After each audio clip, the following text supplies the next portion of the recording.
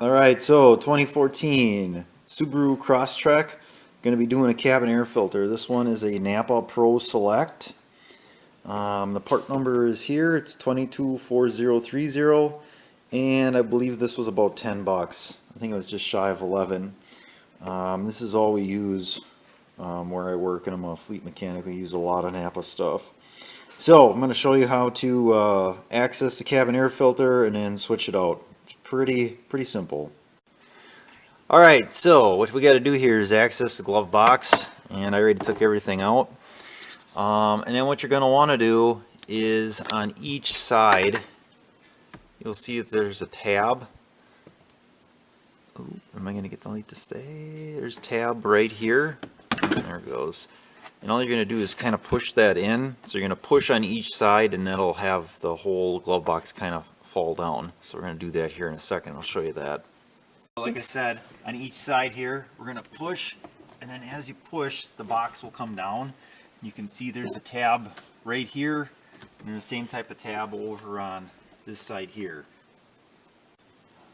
Okay, so then over on this side here, there's like a, I don't know, it acts like a pneumatic cylinder for the glove box. It's not though, but that's the way it acts. It's not going to be cooperative. And this is the same as Toyotas. We do a lot of Toyotas, and I think actually the F-150s that we have at work are the same way. Basically all this is it's split there in the center. I usually at work just take a needle nose. I don't have one at home. I kind of just pinch that in. Kind of just pinch and push, or sometimes you can just get it by, there you go, working it off. And then usually what happens is the glove box will stay attached, but you can see here that just kind of slides in to where, oops, where these are here. And then let's see, well, that gets us to where the cabin air filter is, and that's where it says push up, and I'll show you how to take that out. Alright, so cabin air filter, what you're going to do, each one of these tabs here you're going to pull down on, and it's much easier to do if you have two hands on each side here. You just push down and pull, and then this whole assembly is going to come out. And then you can kind of see there's your blower, and here is our filter. So I'll bring this filter up on top, and we'll do a little comparison of this filter and the new one.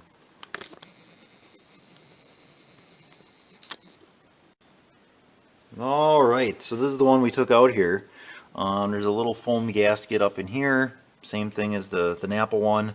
I think Napa had a more expensive filter that was 18 that did better job, but this one looks basically the same as what was in there. And you can see, based on, if we hold it up to the light here, you can still see through it. And I did have this out before. I took all the big particles out. There was a bunch of like leaves and like pine needles and stuff on top, but it is got a lot of like fuzz. I don't know if you can see that or not. So this one just looks a little bit cleaner. So and I was cleaning the car, so I figured today would be a good day.